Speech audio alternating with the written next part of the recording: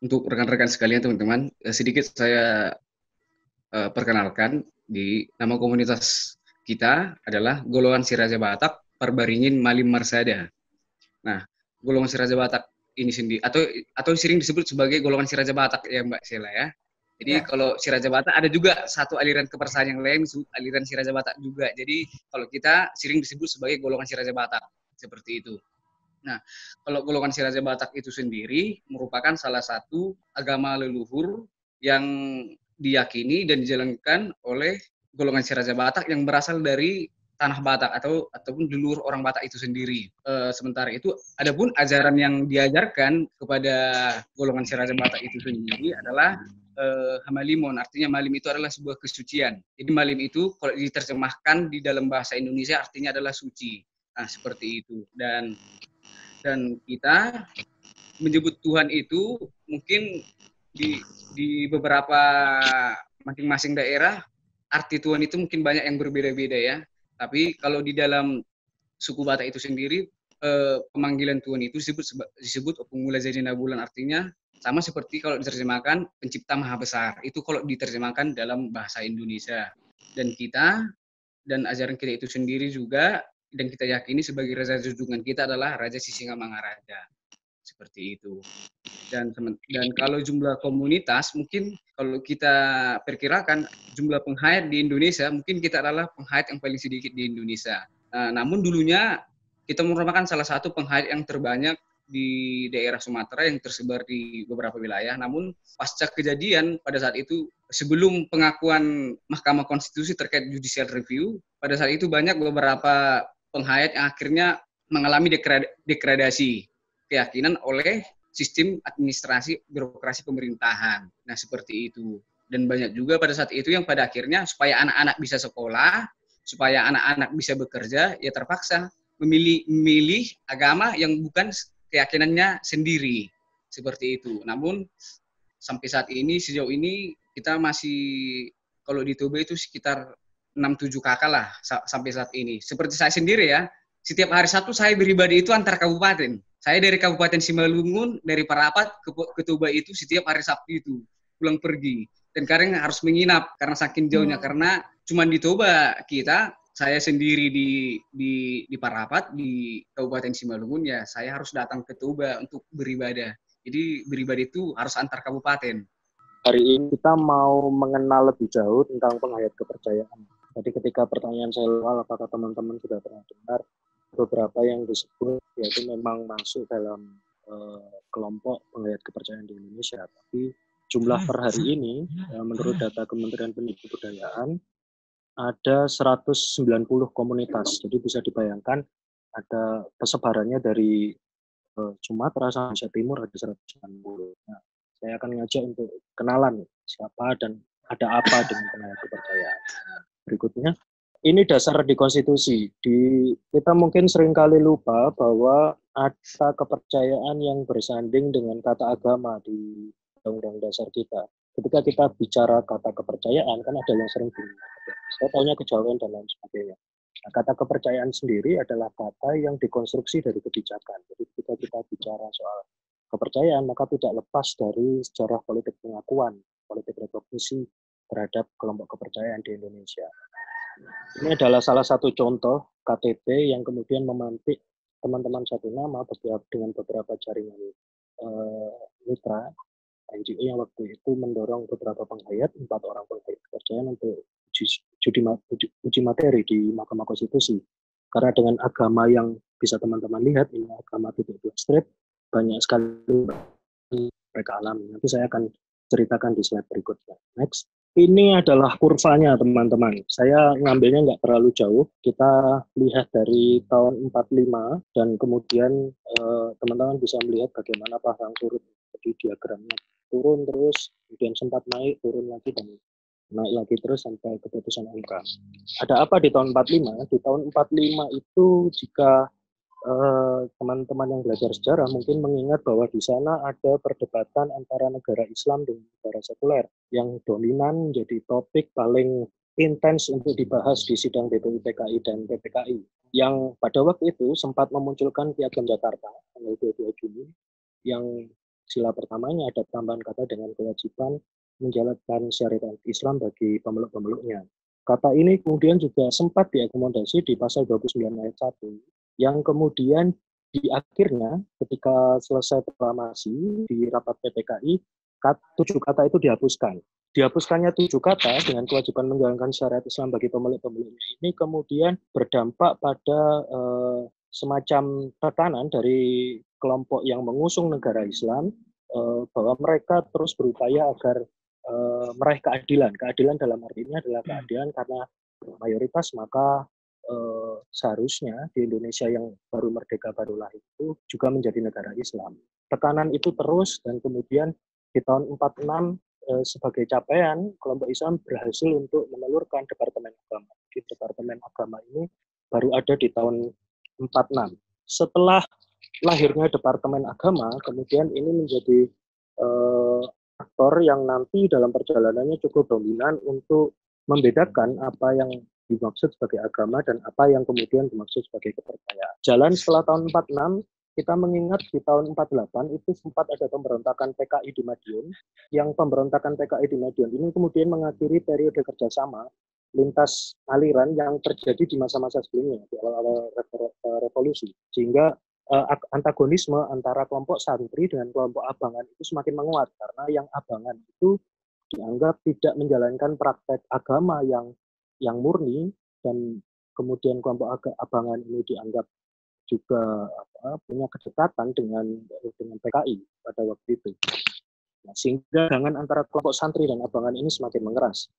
Nah, setelah periode 48 relasinya menjadi seperti itu. Ada polarisasi antara santri dan abangan, ada polarisasi antara PKI dengan partai-partai Islam pada waktu itu. Nah, di tahun 50 kelompok kebatinan ini kemudian berusaha meresponi situasi ini. Pada periode ini kita masih menggunakan istilah kebatinan. Istilah kepercayaan belum booming pada waktu itu. Tahun 50 kelompok kebatinan berkonsolidasi dan membentuk PKKI. Jadi sebuah wadah yang mengkonsolidasi kelompok-kelompok kepercayaan. Pasca 50 inilah kemudian mulai tumbuh, mulai berjamur kelompok-kelompok kebatinan di berbagai daerah. Nah, tahun 52 kurvanya mulai turun lagi karena definisi agama itu diajukan oleh Departemen Agama. Jadi Depak mengusulkan apa sih yang dimaksud sebagai agama itu? Agama adalah ya yang punya nabi, yang punya kitab suci dan punya pengakuan internasional. Nah, definisi ini menjadi bermasalah karena dalam kelompok kepercayaan, konsep nabi atau konsep kitab suci itu tidak terbiasa. Konsep-konsep semacam ini adalah konsep-konsep yang memang di dalam tanda kutip disengaja untuk mengakomodasi apa yang kemudian diinginkan masuk sebagai agama resmi. Kenapa? Karena kelompok kepercayaan ini tradisinya bukan tradisi tulis seperti kitab suci, tapi tradisinya adalah tradisi tutur. Jadi ilmu olah rasa praktek spiritual itu diturunkan lewat mulut ke mulut, bukan dituliskan, tidak ada kitab sucinya. Definisi yang terbatas ini kemudian memperkuat pertentangan antara agama dan kepercayaan. Di tahun 53 semakin diformalkan lewat pelembagaan Pakem. Jadi Pakem itu pengawas aliran kepercayaan. Depak membentuk Pakem, kepercayaan ini diawasi, dan terus-menerus yang sampai hari ini kita masih bukan ada yang namanya Pak Korpakem. Itu awalnya ketika Depak membentuk Pakem. Korpakem itu sekarang di bawah kejaksaan yang tugasnya adalah mengawasi aliran kepercayaan. Tahun 55 ini adalah momentum politik ketika pemilu pertama dilangsungkan dan kelompok abangan termasuk juga di dalamnya kelompok kebatinan mengakumulasi 59% suara pemilu. 59 suara pemilu ini terbilang besar dan sekaligus merupakan ancaman terhadap kelompok Islam yang waktu itu perolehan suaranya sekitar 40-42%. Peristiwa politik ini menjadi semakin mengeras karena dianggap yang abangan, yang kebatinan punya basis dukungan secara politik melalui pada waktu itu suara cukup besar PKI, PNI, dan partai-partai yang lebih nasionalis pada waktu itu. Pada tahun yang sama kemudian PKKI tadi mengadakan kongres pertamanya di Semarang. Lalu di tahun 59 PKKI mendiskusikan, jadi mereka terus mengonsolidasi diri, mendiskusikan tentang pendidikan nasional di Jakarta. Mereka mulai mengatakan bahwa mereka menolak definisi agama dan merekomendasikan kebatinan sebagai prinsip berbangsa. Di tahun 60 Ada kongres lagi di Malang, dikatakan bahwa pada waktu itu tokohnya antara Pringgodikdo dan Mongsonegoro mengatakan bahwa agama dan kebatinan tidak berbeda, kecuali pada urusan formalitas ritual. Formalitas ritual itu artinya kelompok agama lebih mementingkan formalitas ritual yang bersama-sama, yang berkelompok, sementara pengait kepercayaan itu lebih erat pada laku spiritualnya, jadi tidak mementingkan untuk bersama-sama dalam jumlah dan kelompok yang besar. Tahun yang sama, di tahun 60, untuk pertama kalinya pendidikan agama itu menjadi mata pelajaran di sekolah, bahkan sampai universitas. Ini dilegalkan melalui kitab LPRS, tetapi untuk murid-murid yang tidak mendapatkan pendidikan agama itu boleh untuk tidak ikut serta dengan syarat ada pernyataan dari wali atau orang tua murid. Peristiwa ini terus berlangsung, kemudian tahun 65 kita kenal sebagai tahun gejolak politik yang cukup monumental di Indonesia, dan ini berdampak pada teman-teman kepercayaan karena pasca 65 kemudian segala hal yang dikait-kaitkan dengan komunisme termasuk yang dianggap tidak bertuhan, menjalankan praktek-praktek yang sesat dan lain sebagainya itu dicari-cari dan kemudian dikait-kaitkan itu dengan mereka sebagai simpatisan atau memang tidak ada dokumen yang akan resmi bahwa kebatinan itu berafiliasi dengan PKI, tetapi ronanya pada waktu itu karena kebatinan dianggap tidak Tuhan, mereka kejar-kejar mereka. Dan di tahun 65 lahir yang PNPR tahun 65 yang lewat penjelasan di pasalnya itu menyatakan bahwa agama secara eksplisit adalah 6 agama itu, termasuk Konghucu. Teman-teman bisa lihat di Undang-Undang PNPS. Dan bagaimana dengan yang lain, Zarathustra, Yahudi, lalu termasuk juga kepercayaan itu bukan berarti tidak dilayani, tapi mereka tidak masuk dalam definisi itu. Bahkan ada klausul yang menyatakan bahwa kepercayaan itu bisa mereka juga untuk menjadi agama baru.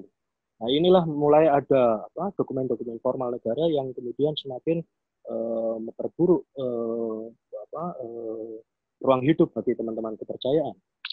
Setelah itu di periode berikutnya sebetulnya kurvanya mulai naik. Kenapa mulai naik? Karena di tahun 68 setelah pergantian kekuasaan, pemerintahan Soeharto itu berusaha untuk merangkul. Jadi PKKI pada waktu itu yang sempat nonaktif sebelumnya itu dihidupkan lagi, lalu dimasukkan di bawah SKK, Sekretariat Kerjasama Kepercayaan Golkar, dan di momen inilah kemudian pada waktu minta PKKI merubah namanya dengan memasukkan kata kepercayaan, jadi menjadi dari PKI menjadi BK5I. Kata kepercayaan ini penting menurut Golkar karena akan menegaskan status konstitusional mereka. Yang sebelum-sebelumnya pakai istilah kebatinan, mulai tahun 68 ini kemudian ada kata kepercayaan dan itu menegaskan bahwa ini legal, ini konstitusional karena statusnya ada di pasal 29 tadi. Lalu tahun 70 BK5I mengadakan simposium yang memaknai kepercayaan adalah sejajar dengan agama. Ini statementnya Pringgodikdo. Pringgodikdo juga salah satu perumus di dalam PDI PKI, dia ngomong bahwa kepercayaan dan agama adalah dua hal yang sejajar, sehingga upayanya semakin terus karena gelombang untuk menuntut pengakuan dan kemudian konsolidasi diri naik lagi di periode di tahun 71 bahkan ada perayaan Satu Syuro dirayakan ya. Di harinya pengayat kepercayaan itu sempat dirayakan di tahun 71. Di TAP MPR 73 juga disebutkan bahwa kepercayaan diakui setara dengan agama. Tapi setelah momen ini karena kok yang kepercayaan terus-terusan diakomodir, ini menemukan tantangan terus. Jadi ada tekanan dari kelompok Islam pada waktu yang kurang sepakat dengan watak pemerintahan Soeharto di awal-awal ini yang merangkul kelompok kepercayaan. Tekanan ini kemudian berdampak pada lahirnya TAP MPR 78. Ini langsung kurvanya turun. Di tahun 78 kepercayaan mulai dibudayakan.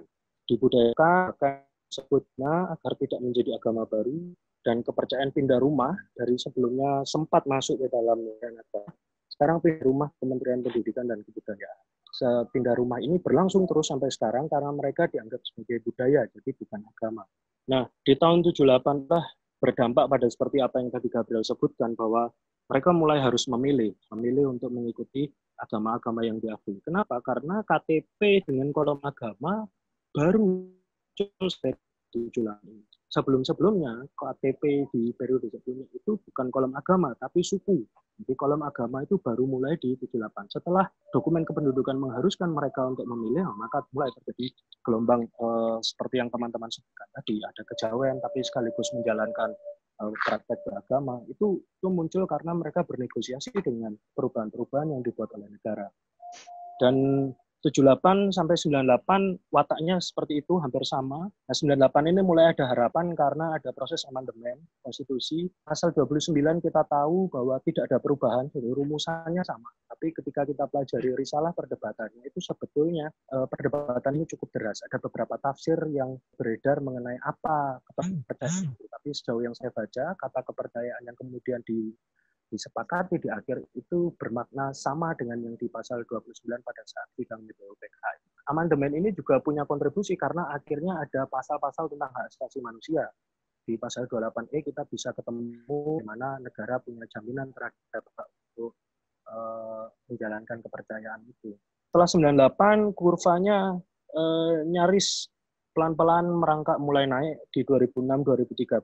Mereka tidak lagi harus mengikuti salah satu agama, boleh menyebutkan bahwa sebagai penganut kepercayaan, tetapi di agamanya tidak ditampilkan. Di kolom strip itu bisa dibaca sebagai perubahan sedikit lebih baik daripada periode sebelumnya. Karena sebelumnya mereka harus ikut. Di 2013 ada perubahan dari Undang 2006. Di 2013 itu isi kurang lebih yang mengatur soal kebijakan online, jadi KTP elektronik, data terpadu, dan sebagainya, sama sekali tidak merubah tentang ketentuan strip ini.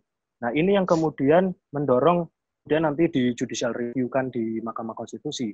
Karena kolom strip ini dipandang sebagai menempatkan penganut kepercayaan dan penganut agama dalam konteks layanan sebagai dua hal yang setara. Sebelum keputusan MK ada milestone yang cukup positif sebetulnya di 2016, Peraturan Pendidikan dan Kebudayaan nomor 2016 yang mengatur tentang layanan pendidikan kepercayaan. Jadi teman-teman kepercayaan sebelum ada putusan MK itu sudah bisa untuk mendapatkan layanan pendidikan di sekolah. Sekolah itu sekolah dasar sampai sekolah menengah ya, tidak termasuk universitas karena pada waktu itu Kementerian Pendidikan Kebudayaan dan Kementerian Riset Dikti dipisahkan. Di 2017 kemudian satu nama bersama teman-teman penghayat mengajukan judicial review dan 2018 dibacakan dengan 9 hakim mengabulkan seluruh pengajuan pada waktu itu. Ini pasang surutnya untuk kita lihat konteks sejarahnya dan kemudian kita sampai ke hari ini. Berikutnya, KTP yang dikosongkan ini menjadi masalah karena ini saya akan cerita beberapa pengalaman penerima manfaat dalam program peduli yang mengalami banyak sekali praktek diskriminasi. Sebagai disclaimer, satu nama bekerja tidak untuk seluruh komunitas penghayat, tetapi di beberapa wilayah, di Medan, di Purwokerto, Brebes, di Jogja, kemudian di Sumba dengan teman-teman penganut Marapu. Ini adalah Pak Arnold Purba, ini seniornya Gabriel, yang kalau saya bisa cerita, dia sebagai penganut kepercayaan ilmu bangsa Batak, sebagai seorang nelayan, dia memperjuangkan hidup ketiga anaknya, dia menerjang bukan hanya gelombang laut, tapi juga gelombang setengah. Harapannya supaya anak bisa lebih baik hidupnya, mendapatkan dia kerja keras, banting tulang, tapi apa yang terjadi? Yang terjadi ada di slide berikutnya. Yang terjadi anaknya, namanya Desi Purba. Jadi yang terjadi harapan supaya anaknya mendapat pendidikan yang dengan disekolahkan dan kemudian diharapkan mendapat pekerjaan yang lebih layak terhambat karena identitasnya sebagai kepercayaan yang agamanya kosong. Jadi Desi ini pernah melamar ke beberapa tempat kerja yang dia ditolak karena agamanya yang strip ini dianggap sesat, dianggap ini tidak diakui, ini membahayakan tempat kerjanya dan lain sebagainya, sehingga dia tidak bisa mendapatkan pekerjaan yang layak karena masalah identitas sebagai seorang kepercayaan. Ironis karena orang tuanya sudah kerja banting tulang, tapi di kemudian hari karena pilihannya sebagai kepercayaan kemudian tidak mengerti untuk memperoleh pekerjaan yang layak.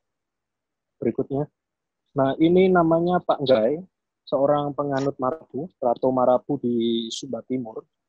Dia bahkan berujar bahwa ya sudahlah, tidak apa-apa kalau suatu saat nanti tidak ada yang anak-anak saya yang akan meneruskan sebagai penganut Marapu. Tidak masalah bahwa ya suatu saat nanti Marapu mungkin akan punah, asalkan anak-anak saya tetap sekolah. Nah, untuk bisa di Sumba, dia anak-anak itu harus memilih agama, dan agama-agama yang diajarkan di sekolah ini membuat kemudian anak-anak ini semakin berjarak dengan pengetahuannya akan Marapu, pengetahuannya adat dan tradisinya. Pak Bray ini juga sebagai salah seorang pengaju pemohon di judicial review di Mahkamah Konstitusi. Berikutnya, ya ini Pak Darto. Pak Darto, saya menulisnya istrinya berkalung tanah di belakang rumah. Jadi persoalan penghayat kepercayaan ini bukan hanya persoalan ketika hidup, tapi persoalan ketika mati. Bahkan istrinya ini dimakamkan di tempat pemakaman yang menurut dia tempat pemakaman ditolak karena dianggap bahwa tanah makam itu adalah tanah milik tanah yang diperuntukkan untuk kelompok agama tertentu, sehingga dia ditolak istri makam sana. Dia sendiri memilih untuk kemudian tidak mencari tempat yang lebih jauh, di situ tidak ada pemakaman umum. Dia memilih untuk mencari jauh karena menurut ya seharusnya penghayat kepercayaan itu juga memperoleh hak yang sama, termasuk dalam hal mendapatkan ruang untuk dimakamkan di tanah yang tidak jelas ini statusnya umum atau statusnya tanah yang diperuntukkan untuk kelompok agama tertentu. Akhirnya dia memakamkan istrinya sendiri di belakang rumahnya. Berikutnya, nah serangkaian persoalan tadi yang mendiskriminasi penghayat kepercayaan kemudian mendorong satu nama untuk mengajukan judicial review di Mahkamah Konstitusi. Kami mendorong 4 orang penghayat, satu Pak Kurdi, kemudian Pak Gain, Pak Charlin, dan itu lagi penghayat dari Parmalin untuk maju sebagai pemohon. Karena apa? Karena kerugian konstitusionalnya lebih bisa disuarakan karena mereka sendiri yang mengalami kerugian-kerugian itu. Proses judicial review ini menjadi proses dan hasilnya kemudian menjadi babak baru pengakuan negara karena lewat putusan Mahkamah Konstitusi sederhananya penghayat kepercayaan harus juga mendapatkan layanan yang setara dengan penganut agama. Dalam hal ini dalam layanan identitas kependudukan sudah tidak boleh lagi dituliskan strip, karena dengan dituliskan strip kemudian membuat banyak layanan yang lain yang harus diakses oleh mereka menjadi terhambat. Berikutnya, itu dalam konteks kebijakan. Jadi kenapa kemudian satu nama memilih lewat MK? Karena ketika kita audiensi dengan beberapa pihak, termasuk di Dukcapil, mereka selalu bersandar pada hambatan regulasi. Jadi tidak ada cara lain kecuali menguji undang-undang hak individu. Dalam konteks kebijakan, capaian yang luar biasa memang di putusan MK itu. Tapi bagaimana dengan penerimaan sosial dan layanan? Nah, ini adalah cerita dari Kulon Progo, selalu komunitas dampingan yang didampingi oleh LKIS, Mitra Satu Nama, membuat satu inisiatif budaya untuk mengajak teman muda yang lintas iman di dalam desa mana penghayat Eklasing Budi Murko itu banyak bermukim. Mereka membuat semacam FGD begitu untuk mengajari menulis sejarah desanya sendiri. Nah, penulisan sejarah desa ini kemudian mengantar kepada anak-anak muda untuk punya kesadaran bahwa ternyata penghayat kepercayaan itu punya peran di desa ini. Lewat proses penelusuran, wawancara, kemudian menghasilkan sebuah dokumen yang menemukan bahwa desa ini ternyata memang beragam dan penghayat kepercayaan punya peran. Dan di buku desa inilah kemudian diketahui hari lahir desa itu, dan kemudian hari lahir desa didorong diperdeskan dan dirayakan setiap setahun sekali. Dan dalam perayaan sejarah desa itu atau perayaan ulang tahun desa setiap tahunnya kemudian penghayat kepercayaan diberikan peran untuk memainkan peran-peran yang sifatnya ritual atau tradisi dengan berkunjung ke 7 mata air atau 7 sendang yang disakralkan di Salamrejo sebagai wujud penghormatan terhadap diri. Sebelum-sebelumnya mungkin peran ini terabaikan. sama sekali tidak diingat. Jadi proses penulisan sejarah desa adalah sebuah inisiatif untuk merawat ingatan kolektif bahwa kita sudah beragam sejak awal dan penghayat kepercayaan ada dan punya peran di sana, dan perannya positif. Itu yang kemudian dilakukan untuk merubah relasi sosial menjadi lebih cair, menjadi lebih saling menghormati, dan seterusnya. Berikutnya, hal lain yang dilakukan adalah untuk memperkuat relasi dan kemudian mempercepat layanan. Kami memfasilitasi forum perjumpaan dan kerja bersama. Kerja bersama ini penting antara komunitas dengan LSM, dengan perguruan tinggi, dan dengan pemerintah. Jadi pemerintah tidak dipandang sebagai lawan, tetapi dirangkul sebagai mitra dalam kerja advokasi. Ini adalah kegiatan yang dilakukan Satu Nama di 2005. Kami mengadakan festival arifan lokal dengan konsep penghayat kepercayaan dari masing-masing wilayah dampingan. Didatangkan ke Kulon Progo untuk tinggal di Desa Salamrejo, live in di rumah-rumah warga. Juga pemerhati isu ini, termasuk diantaranya dari kalangan perguruan tinggi, perwakilan pemerintah, dan juga komunitas-komunitas yang ada di Jogja. Kami kumpulkan untuk live in di sini dan kemudian saling mendiskusikan peluang-peluang perubahan yang mungkin dilakukan. Nah, kolaborasi sinergi lintas aktor ini menjadi faktor kunci yang juga akan kami pandang akan mempercepat perubahan-perubahan menjadi layanan yang lebih inklusif bagi warga penghayat kepercayaan. Berikutnya, ini salah satu layanan yang juga didorong adalah layanan pendidikan kepercayaan di sekolah. Jadi mungkin Gabriel bisa menambahkan banyak karena Gabriel yang terlibat dalam proses advokasi ini. Jadi ini ceritanya dilakukan di Deli Serdang. Kami rona advokasinya adalah berkolaborasi antara komunitas dengan stakeholder. Ketika sudah dikeluarkan dokumen Permendikbud tadi, tidak serta-merta layanan itu berjalan. Karena banyak sekali hambatannya, mulai siapa gurunya, dari mana membiayai gurunya, lalu siapa anak-anak kepercayaan itu, dari mana datanya, dan lain sebagainya. Para pendamping kami, Aliansi Sumut Bersatu yang ada di sini, menjembatani hambatan-hambatan. Setiap hambatan, misalnya ketemu dengan kepala PT, dinas pendidikan, dan kami cekkan ini, ya sudah. Kemudian ASP datang ke komunitas mendiskusikan itu. Oh, guru kami ada. Terus datang lagi, biaya dan lain. Oh, kami akan support. Nah, pola kemitraan yang semacam ini kemudian dorong Kepala UPT Dinas Pendidikan di Kecamatan Bunda Deli Serdang. Kalau semuanya sudah siap, maka mari kita laksanakan. Sebetulnya adalah itu ketika launching pendidikan kepercayaan di SD 10412 di Mbak Serdang. Itu jelas itu adalah anak, ini adalah perwakilan orang tua, komunitas, juga tenaga penyuluh yang nanti akan menjadi guru mereka, guru pendidikan kepercayaan di sekolah.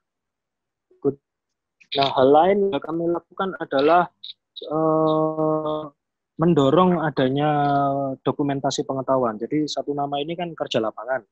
Sementara ada universitas yang juga punya kerja-kerja akademik untuk memproduksi pengetahuan. Nah, kami berusaha untuk menggait peluang itu, mempertemukan antara pengetahuan-pengetahuan lapangan menjadi sebuah pengetahuan baru yang diproduksi oleh kampus. Yang paling intens dengan Satu Nama adalah CRCS UGM. Ini adalah dua produk di antara sekian produk lain yang kami produksi. Yang pertama adalah tahun 2019 lalu kami mencoba untuk mengadakan semacam konferensi internasional untuk membicarakan indigenous religion, jadi bicara soal agama leluhur secara spesifik. Nah, konferensi ini kemudian melahirkan banyak sekali tulisan, banyak sekali peminat dan studi, termasuk MLKI, Majelis Luhur Kepercayaan Indonesia, wadah penghayat kepercayaan, untuk punya ruang tampil dan berdialektika di pertemuan antar banyak yang punya pengetahuan ini. Kami temukan di sana, dituliskan menjadi semacam buku proceeding, dan pasca itu kami membuat namanya Rumah Bersih. Rumah Bersama ini sinergi antar lembaga yang punya perhatian dengan isu ini untuk terus secara berkala mengadakan kegiatan bersama. Di tengah COVID hari ini, kami setiap Kamis malam bikin Zoom kami online, di situ penghayat kepercayaan jadi narasumbernya. Jadi mereka yang berbagi apa yang menjadi praktek-praktek baik dari kepercayaan atau agama leluhur dalam situasi pandemi. Ini buah dari awalnya dari kegiatan ini. Dan yang kedua yang lakukan sekarang, kami sudah mulai tambah media sosial, meskipun masih newbie, kami bikin di YouTube namanya Krusial, yang itu kita mendiskusikan tema-tema kepercayaan ini dan pertanyaan-pertanyaan besar yang mungkin sering disalahpahami orang tentang kepercayaan. Kami berusaha untuk mendiskusikan ini dengan orang-orang ahlinya. Nah, ini nanti bisa teman-teman lihat di berikutnya. Nah, yang juga dilakukan memperkuat perempuan penghayat. Kenapa? Karena yang paling penting untuk dibicarakan setelah ada putusan MK adalah bicara regenerasi. Jadi upaya mendorong regenerasi, mendorong anak-anak muda untuk terlibat dan menghidupi organisasi kepercayaan. Ya, orang-orang seperti Gabriel yang masih terbilang muda ini di berbagai komunitas kepercayaan itu tidak banyak. Banyak faktor yang membuat anak-anak muda berjalan. Dengan pendekatan terhadap organisasi perempuan penghayat ini, kami punya intensi untuk bicara soal regenerasi, bicara soal anak-anak mereka supaya juga ikut meneruskan merawat kepercayaan atau agama leluhur. Berikutnya. Ya, kayaknya itu aja ya yang kami bagikan. Jadi sudah ada konteks dan apa yang dikerjakan oleh satu nama. Akhirnya sebagai penutup ya mereka ini ada. Tadi ketika di awal saya tanya apakah mereka ada, ya mereka ada dan harus tetap ada karena mereka juga Indonesia. Ini adalah contoh KTP setelah putusan MK. Jadi kalau teman-teman lihat kolomnya tulisannya kepercayaan bukan agama. Kepercayaan _2 kepercayaan terhadap Tuhan YME. Ini adalah KTP yang baru yang bisa diakses dan sebagai informasi ini yang mungkin bisa membantu teman-teman untuk diteruskan ke jaringannya, ke komunitasnya, bahwa sekarang teman-teman kepercayaan bisa mengakses KTP dengan kolom ini, bukan strip lagi. Demikian, terima kasih, Rahayu. Mungkin berbeda ya sama kita, biar supaya tidak agak mainstream ya. Mungkin dalam konteks beberapa kelompok agama tertentu, mungkin jumlah adalah menentukan kesuksesan sebuah agama. Tapi di kita sendiri penghayat pribadi, satu orang saja pun yang tinggal itu tetap masih bisa berjalan. Mungkin ini perbedaan konsep dan konteks dengan yang lainnya ya. Mungkin seperti itu. Mungkin itu yang membuat kelompok penghayat itu semakin apa ya? Mereka itu sedikit betul mereka itu nggak ada Tuhannya, nggak jelas agamanya. Orang berapa orang. Tapi kalau terkait dengan pendataan, ya pendataan itu tetap kita lakukan sampai saat ini dan itu juga semenjak putusan MK itu keluar dan mungkin bukan hanya kita ya, seluruh penghayat di Indonesia itu didorong untuk melakukan pendataan ulang berapa jumlah jemaat mereka itu sendiri. Dan untuk kelompok kita sendiri mungkin karena sedikit ya, mungkin gampang lah mendatanya seperti itu ya. Mungkin kalau untuk di 2 kabupaten kota itu hanya sekitar 6 KK, di 1 kabupaten kota mungkin sekitar 20 KK seperti itu. Kalau pendataan itu masih tetap kita lakukan dan kita pertegas kembali bahwa agar semua penghayat itu mengganti identitas mereka seperti yang mereka yakin, dan termasuk saya sendiri juga seperti itu. Dan kalau masalah punah, nah itu juga itu sendiri ya, itu tergantung gimana ya kita ini. Kalau bicara kepunahan itu, ini sudah kita bicara tentang konsep perbandingan teologi ya, bagaimana seseorang itu bisa bertahan dan sekuat apa keyakinannya bisa bertahan. Bahkan kalau di kita sendiri, satu orang sendiri pun itu harus tetap berjalan. Bahkan ada pesan orang tua sesepuh ya kan, bahwa tempat kita beribadah itu bukan untuk memperbanyak kepala. Itu mungkin bisa diterjemahkan ke dalam bahasa Indonesia, artinya tidak perlu banyak. Itu artinya kalau di kita sendiri ya, seperti itu kira-kira Mbak. Kalau tantangan itu sih jelas ada ya, masih sangat terasa. Mungkin karena gimana ya, karena mungkin sosialisasi itu adalah bisa dikatakan sosialisasinya apa, artinya bukan sosialisasi massal. Artinya bahkan di kalangan pribadi keluarga saya sendiri juga, di masyarakat, bahkan sampai ke pemerintahan itu sendiri banyak yang ngeblank. Dan beberapa kali pertemuan yang dilakukan oleh Kementerian Kebudayaan, yang dilakukan Kementerian Kebudayaan khususnya, dan saya pribadi sendiri selalu komplain gitu.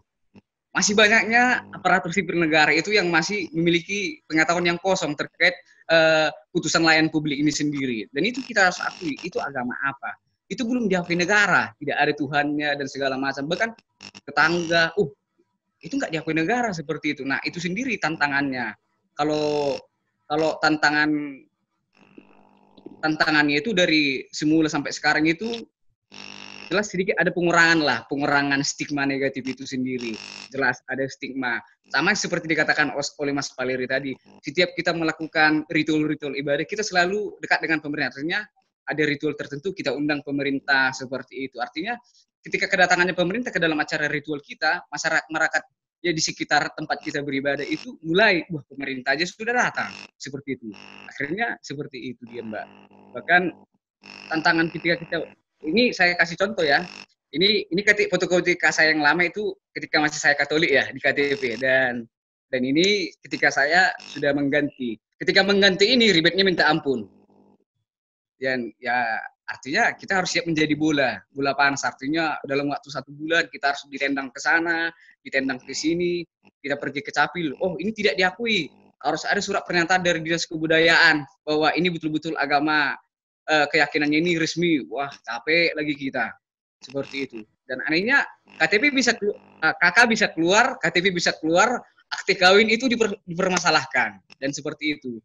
Ya mungkin antar bidang-bidang tertentu di dalam satu payung instansi mungkin memiliki pemahaman yang berbeda-beda. Dan pada akhirnya kita advokasi, kita bekerja sama dengan Dinas Kebudayaan, artinya mungkin itulah perbedaannya. Artinya mungkin peran orang muda, orang tua mungkin ada surat-surat tertentu disimpan entah kemana-mana, artinya proses dokumentasi di kelompok penghayat sendiri belum ada, artinya kita orang-orang muda pada saat itu kita membuat pendokumentasian dokumen-dokumen, artinya kita bawa serah terima dokumen kita lah, mulai dari zaman yang tidak enak sampai zaman sekarang, itu kita serahkan, proses audiensi seperti itu dengan pemerintah, mereka tanda tangani, yang seharusnya antar dinas dan antar dinas yang saling menyurati, artinya kita jadi bola, kalian yang ngantar ke dinas Capil katanya, ya terpaksa kita harus ngantar, artinya kita harus merelakan diri kita sebagai tukang pos Dinas Kebudayaan dan Pariwisata di kabupaten kita, ngantarnya, artinya kita ngelaporkan lagi, harusnya Dinas Pariwisata itu sendiri yang harus saling berkomunikasi, artinya ya kita harus rela, artinya sampai bentak-bentak, maki-makian di catatan sipil, kita waktu itu saking sulitnya, artinya ketika tanda tangan Dinas Kebudayaan dan Pariwisata keluar, nggak sampai setengah jam, akte kawin keluar loh, lengkap, belangko segala macam, tidak sampai setengah jam, itu keluar. Bahkan KTP nggak sampai 1 jam keluar.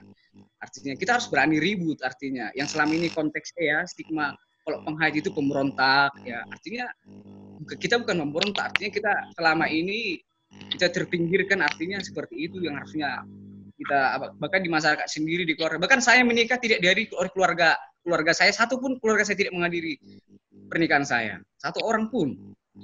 Ya tantangannya sebelum dan sekarang, bahkan sudah diakui negara sekalipun, bahkan kita capek-capek itu hasil putusan MK tahun 2017 November itu, nah ini udah diakui negara. Bahkan tantangan terbesar itu loh, bahkan di agama-agama yang modern sekarang ini, artinya tantangan ketika mereka menghadiri acara pernikahan saya, mereka takut akan dipecat dari gereja, seperti itu. Ketika orang tua menghadiri pernikahan anak yang berbeda agama dengan dia, bahkan ada sanksi. Seperti itulah tantangan di pemerintahan, di keluarga, dan di masyarakat sampai sekarang. Oke, kalau soal pekerjaan rumah setelah putusan MK, ya, tadi Gabriel sudah cerita banyak. Pada satu kesempatan ketika saya pernah dengan Gabriel datang ke Dukcapil di Kota Medan, itu ya benar memang kita dioper-oper, orang yang nggak mau ketemu sama kita dan lain sebagainya. Padahal dokumen normatifnya itu sudah ada, tapi ya alasannya banyak. Belangko KTP belum ada lah, belum dapat sosialisasi lah, dan lain sebagainya. Jadi informasi ke atas ke bawah dan informasi kanan kiri ini, artinya antar instansi ini sepertinya agak macet, sehingga perlu tadi bola panas seperti yang Gabriel bilang. Jadi perannya komunitas itu adalah peran memainkan kantor pos tadi atau tukang pos tadi.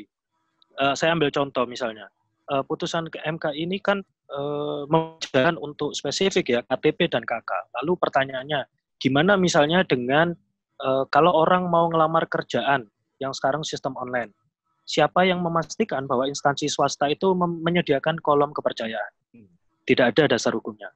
Siapa yang memastikan bahwa ketika ngelamar PNS misalnya, ada peraturan Menteri Pan RB yang oke, kepercayaan bisa ditulis di situ. Jadi nggak sinkron. Jadi percuma. Kadang-kadang memang orang menganggap bahwa ya saya ganti, tapi ketika saya mau ngurus pekerjaan sulit.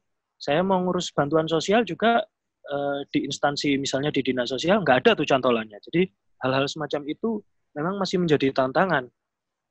Mendorong instansi-instansi yang lain yang sama-sama negara untuk juga senafas dengan putusan MK ini. Itu tantangan yang kedua setelah tadi Gabriel cerita banyak prakteknya yang memang masih terkendala. Yang ketiga adalah di komunitas sendiri. Ini sebagai informasi, setelah adanya putusan MK yang terjadi, saya pengennya memang melihatnya lebih positif. Memang faktanya adalah terjadi semacam purifikasi tidak ada di dalam komunitas kepercayaan yang memunculkan istilah murni dan tidak murni. Jadi kalau memang kamu penganut kepercayaan, KTP-nya diganti, tulis kepercayaan. Kalau kamu masih ikut agama, sebaiknya nggak usah ikut dengan komunitas. Nah, ini kan keinginan untuk mengkonsolidasi diri itu jadi ketemu dengan tantangan-tantangan semacam ini. Karena jadi kelompok puritan itu tidak hanya terjadi di agama, tetapi juga terjadi di dalam kelompok kepercayaan. Purifikasi penghayat ini membuat dalam beberapa kali pertemuan diskusinya masih seputar ini, tidak mendiskusikan ayo kita bikin apa yang membuka layanan-layanan yang lain. Jadi problem identitas malah menguat gitu loh setelah putusan MK. Ini menjadi salah satu pekerjaan rumah, tapi makanya tadi saya kira bahwa sekarang konteksnya adalah terus menemani organisasi kepercayaan supaya hal-hal yang semacam ini tidak menjadi kerikil gitu di tengah upaya yang sebetulnya lebih besar yang sedang kita raih. Gitu sih. Ya kalau soal proses-proses penyebaran agama itu ya banyak sekali ditemukan, dan setelah 78 karena agama menjadi salah satu kolom di identitas, ya membuat upaya-upaya misi atau upaya-upaya syiar itu semakin punya legitimasinya, karena tidak cukup hanya orang punya KTP-nya saja dengan agama, tapi harus dididik beragama yang benar. Jadi itu terjadi masif. Bahkan setelah putusan MK yang saya amati misalnya Sumba, kelompok yang bukan menentang ya, yang berkeberatan itu juga salah satu diantaranya adalah gereja, karena ini konteksnya adalah soal migrasi umat. Jadi semakin berkurang umat beragamanya karena kemudian masuk atau kembali ke kepercayaan lokal. Jadi jelas itu menjadi salah satu faktor yang bekerja sendirian, itu didukung dengan kebijakan. Gabriel mungkin bisa nambahin. Ya, kalau pasca putusan MK ya, ada sih beberapa kerjasama yang dilakukan oleh kelompok agama ya dengan kelompok kepercayaan di komunitas kita sendiri itu beberapa kali itu intens ya, datang dalam bentuk terakhir itu ada sekitar 50 orang pendeta ya dari Santar datang ke Toba, ya artinya diskusi. Artinya diskusi silaturahmi ya pada akhirnya mentok kepada seperti diskusi teori perbandingan agama, teologi. Artinya kenapa di kelompok penghayat kita seperti ini, adakah Tuhannya, siapa nabinya, seperti ada enggak Alkitabnya seperti itu, dan mengakui roh leluhur seperti itu ya. Sejauh ini kedatangan kelompok-kelompok agama hanya sejauh sejauh diskusi silaturahmi saja ya. Kalau bicara kepentingan manifest dan latinnya itu terserah kelompok agama yang datang kepada kita, tujuan mereka datang seperti. Tapi semenjak saat ini kelompok kepercayaan itu selalu terbuka ya terhadap kedatangan kelompok-kelompok agama. Artinya ini adalah sebagai media campaign, artinya meminimalisir itu tingkat intoleransinya di kelompok-kelompok agama yang masyarakat di sekitar tempat ibadah kita sendiri akan ada semacam degradasi pola pikir. Artinya ya pendeta kami aja puluhan datang kepada mereka berdiskusi. Bahkan ketika mereka datang itu kita melakukan ritual ibadah setiap hari Sabtu itu, dan mereka ikut kita bikin pendeta itu. Artinya padahal yang selama ini agak miring, artinya kita bangun kedekatan, artinya tidak ada lagi rasa kejijikan hadir dan bersama-sama ibadah bersama kita seperti itu. Tapi sejauh ini kedatangan kelompok agama sejauh ini kepada komunitas kita belum ada yang sifatnya ikutlah ke kami seperti itu, tidak ada sampai. Dan salah satu media kembali kita memohon kepada kelompok-kelompok untuk meluruskan kembali sejarah yang sejarah kelam yang terlalu miring sejauh saat ini yang kita dianggap sepele bego, artinya dalam artian bahasa Indonesia adalah penyembahan tuh.